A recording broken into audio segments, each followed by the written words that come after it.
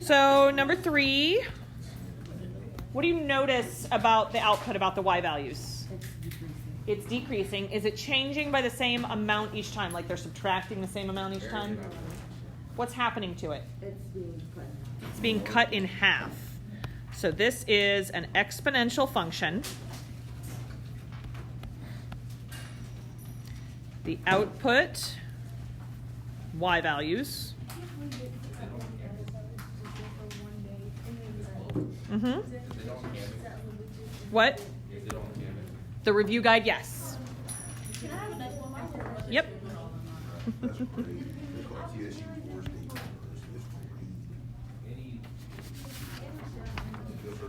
This is my last one. Oh, he had fun with it. It's really fun.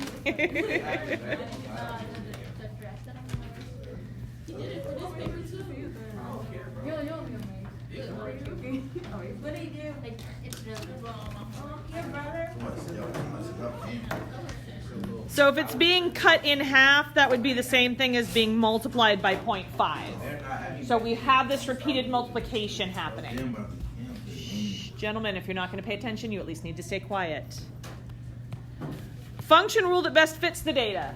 There are multiple ways that you could write a correct function rule. I'm going to go over 2 of them so that you see 2 correct ways that would be equivalent. They would have the same meaning. A lot of times students will look at this first piece of data and they'll want to use that as the initial amount. No, it has to be 0. It has to be 0, but you can write a correct function rule from this. Here's what it would look like.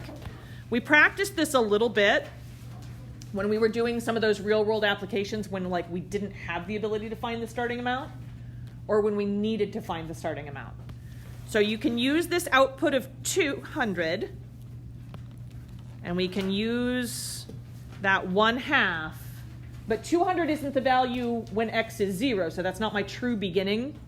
So the way I would represent that is I would have x minus and then whatever that x value is. So 3. Yes, this would be a correct function rule. So you don't have to have a 0? You do not have to. I am going to demonstrate how you could write it if you wanted to find when x is 0 so that you don't have to worry about that exponent there.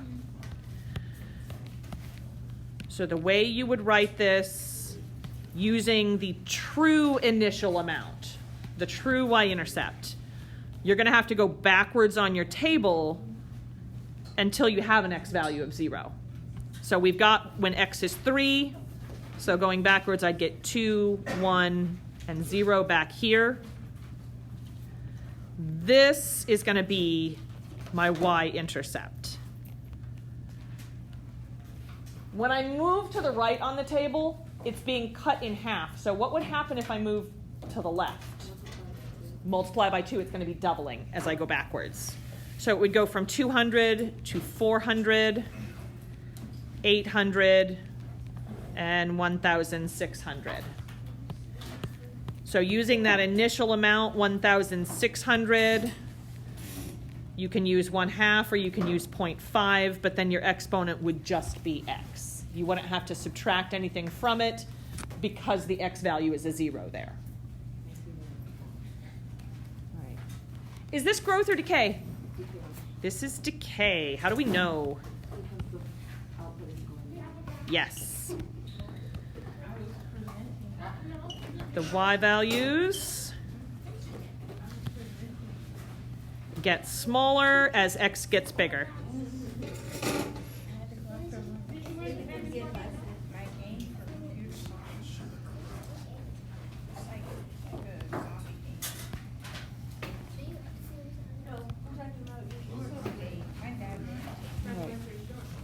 So far, so good? All right. What else would you guys like to look at? Tristan, I know you wanted to kind of hit on one from each section, but I want to see if people have any specific questions. Yes, sir. I'm going to have to print off another copy for you. Yes, and I can do that right now. Does anybody else need another copy of the review while I'm printing out some extras? You need another one? No? Okay. Does anybody else need another copy? Need one?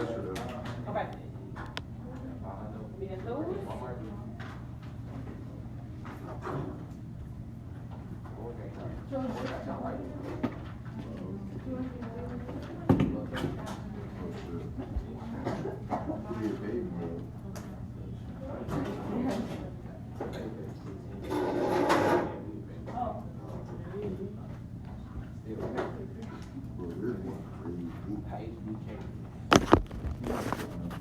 All right, number 4. This is a fantastic problem for us to look at. You can't. Can the nurse give you pills? Only if they are yours and they've been brought in and signed off on by a parent. What about in college? Can you just have pills? Yep. You have Once, a prescription. once you are 18, yes. So can I just have pills on me now? And okay, so once you're 18 and not in public schools. Even though if your university is a public school? Yeah, because to be at the university, you have to be a legal adult. It's not like really. Yeah. Okay. What about people that have late birthdays? Huh? Like, They still wouldn't be starting college until they were 18. but Kaylee, her birthday's like in August. But when does school start? Usually college starts either very end of August or more likely early September. Oh, then she'll be okay. Yeah. Okay, number 4. Today is Marvin's 16th birthday. When he was born, his grandmother opened a savings account for him with a 4.24% interest rate. Today, it is worth $5,625. So that's our equal amount. Yes, we are trying to figure out how much money she opened the account with. So we're finding A. So 5,625 equal. So I'm using my standard form. A. Yep, 5,625. 4.24. No. We have to multiply that by.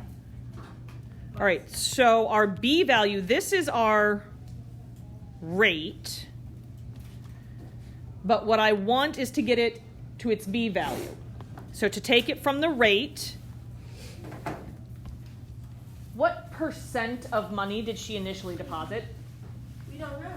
We don't know the amount, but she deposited all of it, right? Oh. Or all of what she intended to. So we would take 100% and we're going to add that to the interest that's being paid on this. 4.24%. This is going to give us the amount that they're multiplying by each time because they let her keep all of her money, that's the 100%, and then they're going to add more on top of it. That's that 4.24%. So I get 104. 0.0424. Yes. 104.24%. And then we divide that by 100% so that we can take it into just its decimal form. Can't you just flip on that and use it for explain? You Is that can. what you were explaining to me yesterday? The So percent button is just dividing it by 100. So I don't need to technically do that? Well, that depends because not every calculator has a percent key. Okay, but. So I want to make sure that you guys know how to do it with any type of calculator. They all have these functions on them. So this is our B value right here. So that's what I need over here. 1.0424. You divided by everything? I thought you subtracted. That's when we're trying to find our rate. We were given the rate, so when I'm going the other way, yes, that's what I would do. When they give me the percent, this is how I find my value for B. Oh, but when you put it in the calculator, you need to put 100 and then plus 4.24 and then divide it. What would my exponent be? Fine. 16. 16, yes. All right. From here, There's a couple different ways that you could choose to go. I'm going to demonstrate 2 of those that I would give full points to. Yes. For the first part, we just added 100 to the 424. Yep. And then we divided that by 100. Yep. This 100% represents all of her initial money. This represents what the bank is going to add onto it in interest. How do we know? Like, we have to add 100. Anytime they're going to add interest or anytime things are growing, you're going to add 100 to it. If it's talking about like a population decline, then it would be 100 minus whatever the rate is. It's not giving me the right thing. So from here, the way I would do it, I like to leave things in exact form. It means that it might be a little bit more complicated to type into my calculator, but I only have to do rounding 1 time instead of 2 times. So here's how I would do this part. I would divide both sides by everything that I want to get rid of. I want A to stay there, so I'm going to leave the A alone. So I'm going to divide by 1.0424 to the power of 16. So I would use the fraction button on my calculator.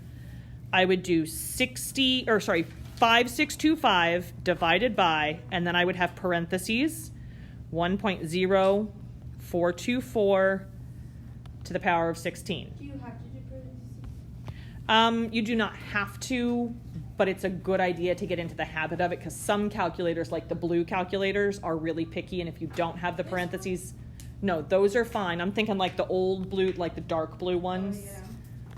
Those ones will give you a wrong answer if you don't have parentheses. All right, so if you put it like this into your calculator, what do you get? $2,894.49. I believe that's correct. Let me grab my answer key here. I don't have it in front of me. Yes, $28.94.49.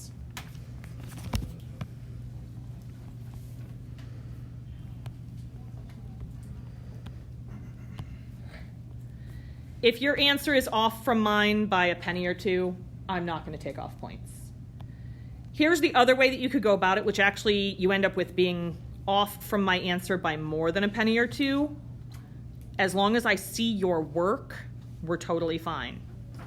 If the idea of putting exponents in the calculator on the bottom of a fraction, if that feels overwhelming, or you get to the test time and you forget how to do that, you can put this in your calculator.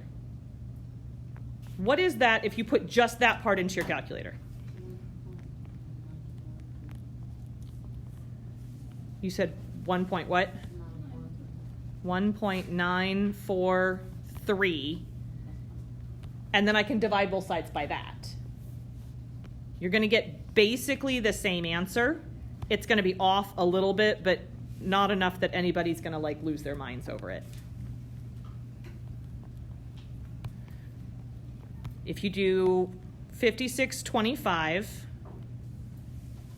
divided by 1.943, you get that initial deposit is about $2,895 and a penny. So it's off from the exact answer by like 52 cents.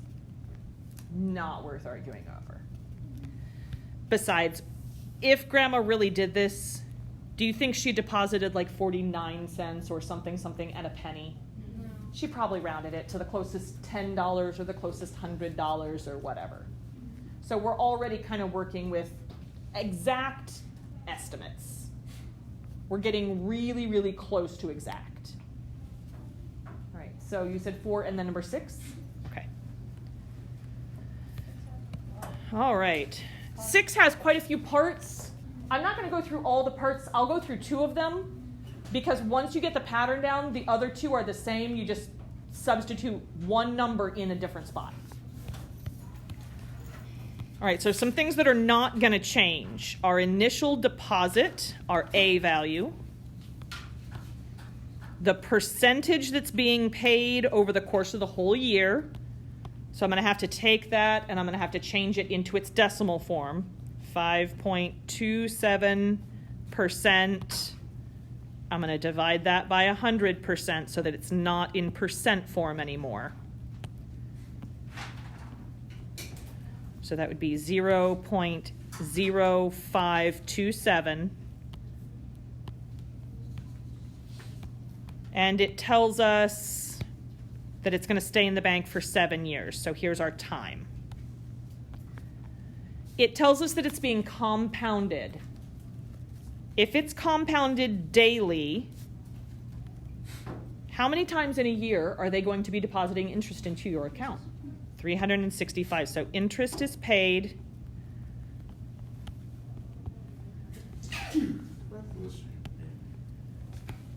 $365 times a year.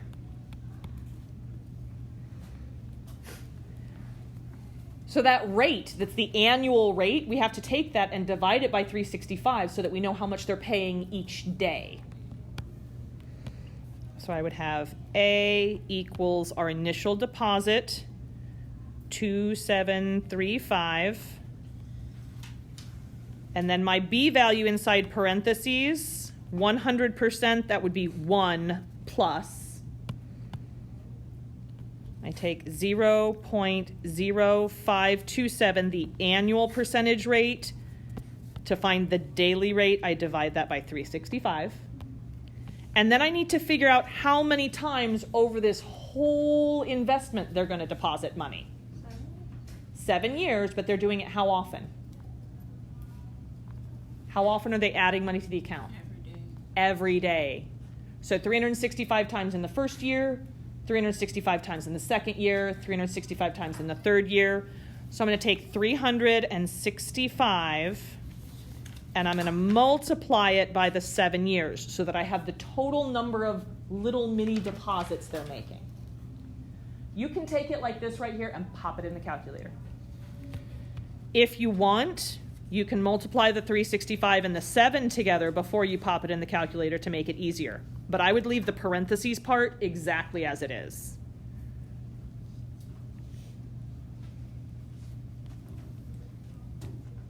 So I'd have this. And then if you do 365 times 7, that's 2555. So that's a lot of little deposits. That's a lot of days. When I put this in my calculator, I get that amount as $3,955.10. That's for our daily.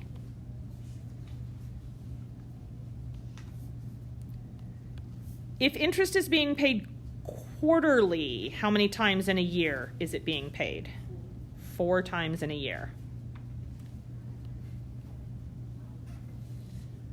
So everything about my initial setup is going to stay exactly the same, except where I have those 365s written down, it would change to a 4.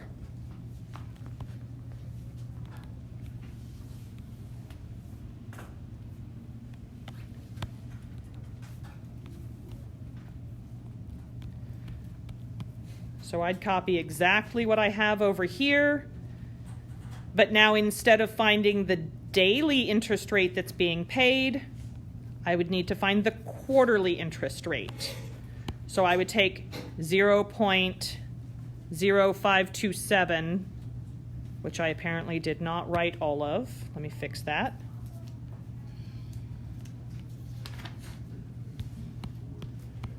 I don't know how I managed to miss that part.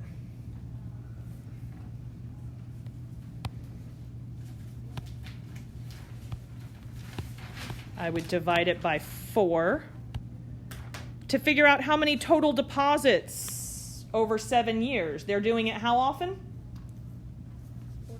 4 times a year. So 4 times in the first year, 4 times in the second year, 4 times in the third year. So I'm going to do 4 times 7.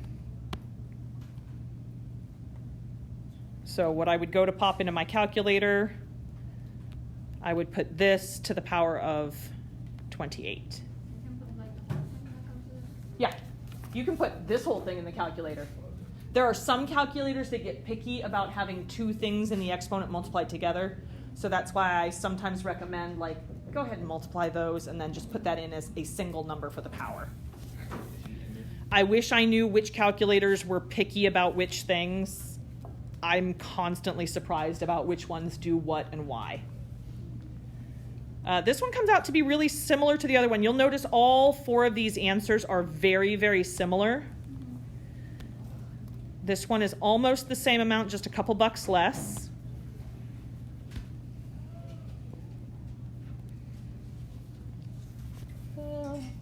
Right around $5 less for something.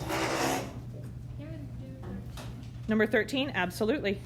Wait, Mm-hmm. So monthly, you would just change it 4 to 12, Yep, and then weekly, you would just have to see how many weeks is in a year, right? yep, there's 52 weeks in a year. Yep. When you guys are going through the test, if you have a brain fade and you can't remember how many weeks in a year or how many days in a year, ask me. That's not what I'm testing you over. Everybody has access to Google or a calendar. In the real world, should you interact with this, you would be able to find that information, but do you know what to do with it then? That's what I'm testing you over. If you don't remember how to put something into the calculator, raise your hand and ask. Okay? All right, you said number 13? Yeah. Okay. Yay! Okay, I love this one. Couple things that I notice about the first 2. This is 0.8. Is that bigger or smaller than 1? Smaller than 1. So would I be looking at growth or decay here? Decay. Oh, I should probably pick a color that's not up there. Let's go with purple then.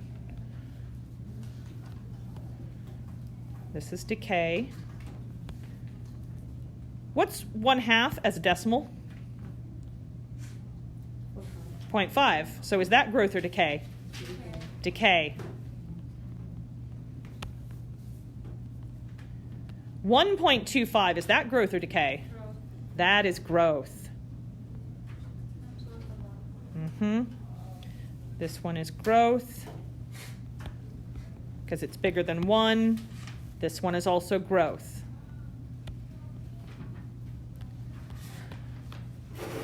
All right, so I know when I'm looking at the graph, if it's showing me decay, it's going to start up very high, and then it's going to be getting smaller as I move to the right. it's switch, right?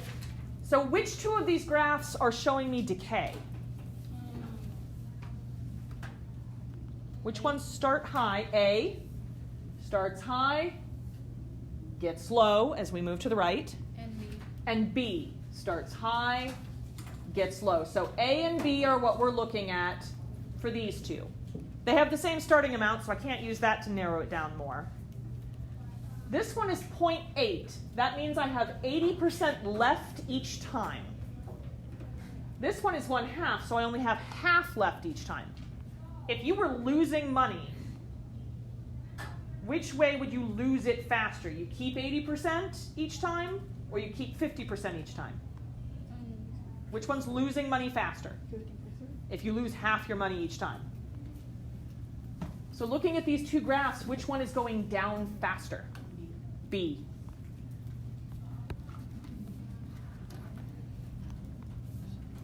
And so that means the top one would have to go with which one? A. A.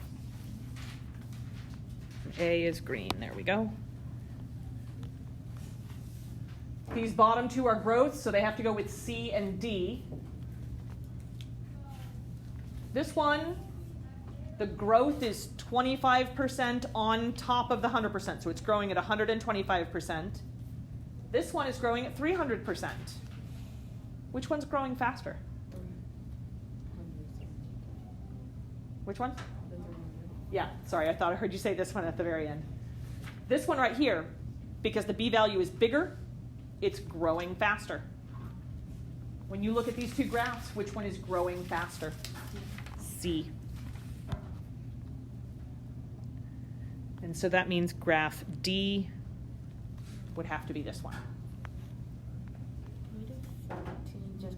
14 part A, absolutely. All right. When you're solving a system of equations, the first most important thing, the x's and y's need to line up. Unless you're using substitution. If you're going to use substitution, then you need an x or a y by itself. I think on this one it's easier to make the x's and y's line up. So if I look at this one, I have x, y, and a number all over on the left, and I have a 0 on the right. I would add the 4 to both sides. So that would give me negative 3x plus 18y equals 4, because I went to the other side of the equal sign. So it canceled out here. On the bottom equation, I need the x's and y's to line up. So I only have a y over here. If I'm going to make this equation line up with the other one, I need x over on the left. So I'm going to add x to both sides. So I would have x minus 6y equals negative 5. If I add these two together right now, will anything cancel? So I'm going to need to multiply one or both of these equations so that I can force something to cancel. Do I need to multiply both equations, or will one be good enough? One will be good enough. Which equation do I multiply, and how much? Bottom one by 3. You have to multiply every single piece, including the right-hand side of the equal sign. So my purple equation didn't change. Negative 3x plus 18y equals 4. The other equation, after I multiply it, becomes 3x minus 18y equals negative 15. I'm going to add these two together now. What happens to my x's? They cancel, so that gives me a 0. Y cancels also, so that gives me a 0. And I get negative 11 on the other side. That side does not cancel. Is 0 equal to the same as negative 11? Nope. This is false. That means there are no solutions.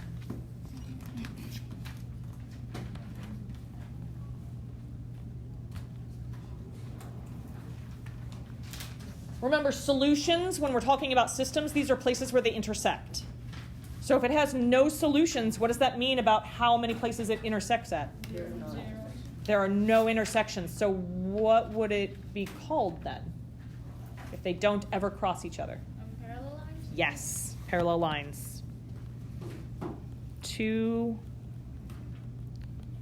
parallel lines. Can I quickly do 16? Absolutely.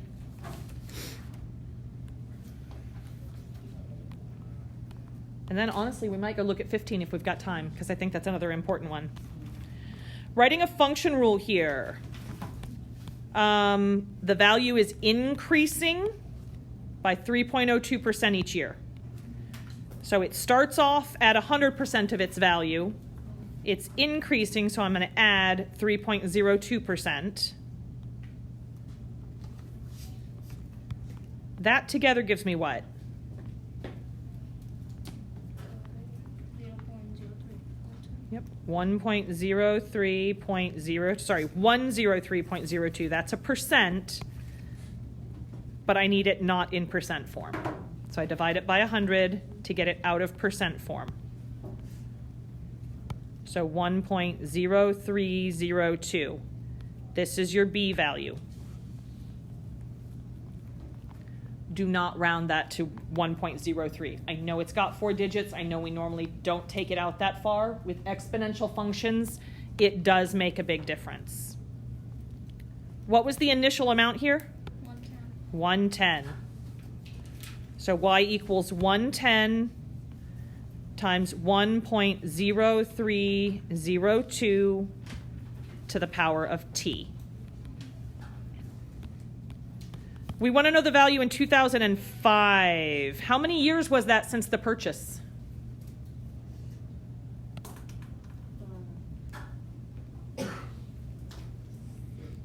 6 years, because they bought it in 99. I'm not going to put 2005 in for T, because that would be the time when it says T here, that's how long since it started, not how long since the dawn of creation. That's why we don't put in the 2005. They have not owned this helmet for 2005 years. They've owned it for 6 years. So T equals 6. So Y equals 110 times 1.0302 to the power of 6. Tell me what that is if you pop it into your calculator.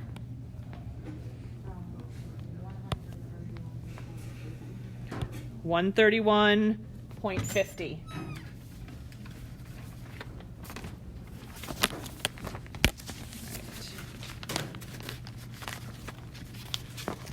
Divine, I've got your test right here, dear.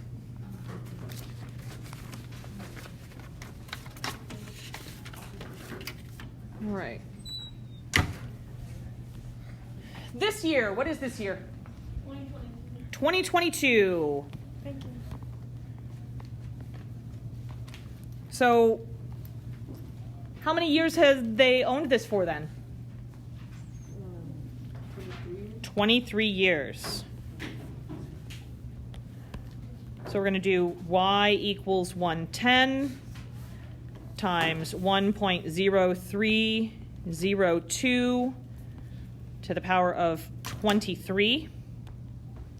And that gives you an output of what? 218.47. 218 and 7 cents. These are all the pieces that we're going to use to fill in that table. Just by finding these amounts, we have 3 points for our graph, and that's good enough. We don't need to find any other points. We know that initial amount was 110. After 6 years, it was 131 and 50 cents. And 22 years, it was $218.07. So on my graph, on the x-axis, should we count by ones? No, I won't have enough room for everything if I try to count by ones. So this over here, this is going to be 1999, which is, from their ownership perspective, year 0. I'm going to go ahead and count by 5s. Are you guys okay with that? All right, so 5, 10, 15, 20, 25 would be over here. 5 years later, that's 2004. 10 years later would be 2009. And then 2014, 2019, and 2024. What should we count by on the y-axis? We can count by 20s. We could count by 50s. You guys okay if we count by 50s here?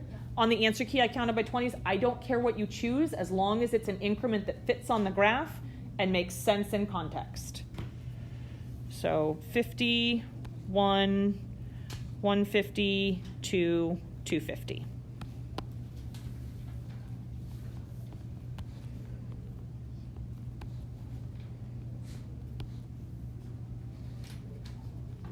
All right. So in 1999, when they first bought it, it was worth 110. So right here, barely above the 100. Especially when you make your own scale and there's no like grid in the background. When in doubt, make a bigger dot. You're just trying to make sure that you capture the basic shape of it. They're not after precision here. 131.50, so that's going to be somewhere in between 100 and 150, but it's going to be above where we were before.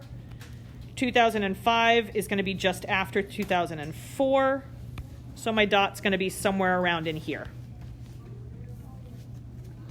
When in doubt, make a bigger dot. And then 218, going to be up here somewhere. 2022 is going to be right about there. So right about here.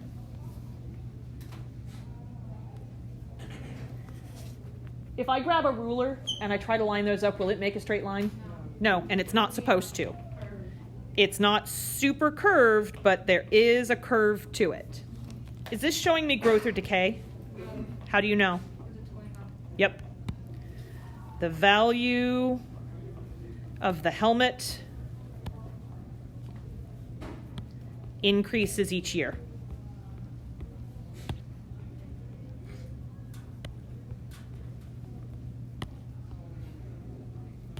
Real quick on number 15, and if I don't have time to finish this one, watch the video from third period because I did. What's the starting amount? Yep. Is it growth or decay? How do you know? Yes. Decay, B is less than 1. We do have one cancellation this afternoon. Right as we get to the part that I wanted. Classes have all been canceled. Please go home on your regular bus. No one will be permitted in the Barberry cosmetology area after school today. Again, no late cosmetology. Please get on your bus. Thank you. All right. This is saying that each iteration, each year, month, day, 65% is remaining. That is not what I would use for the rate. We said it was decay, so I have to subtract 100 from this. That gives me negative 35%. The negative right here just verifies for me that it's decay. This is the rate, 35%. All right. I will post the videos from both third period and here. Answer key is up in Canvas. If you look on our Canvas page, answers are right here. Answer key is right here. Or is it tomorrow at 11:59? Tomorrow, 11:59. Yep. Oh, can I